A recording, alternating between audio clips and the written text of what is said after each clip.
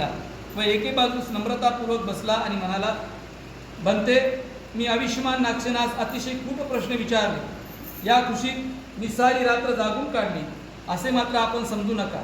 याउलट मी विचारलेल्या प्रश्न योग्य होते की नाही व आपण दिलेली उत्तरे समर्पक होती की नाही याच गोष्टीचा विचार करीत असता रात्र कशी गेली ते सुद्धा मला कळले नाही. अखेर खूप विचारांती मला तसेच आढळून आले.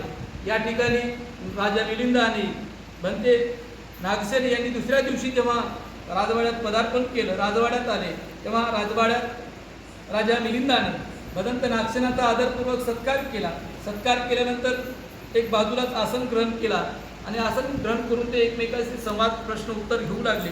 त्यावेळेस भंते नागसेनाचा सन्मान करणारे, भंते नागसेनाबद्दल आदर व्यक्त करणारा राजा मिलिंद हा राजा असून सुद्धा एका छोट्या आसनावर बाजूला नागसेनाच्या बसला. हा त्यांचा उदारपणा, मोठेपणा आपल्याला इथे दिसून येतो.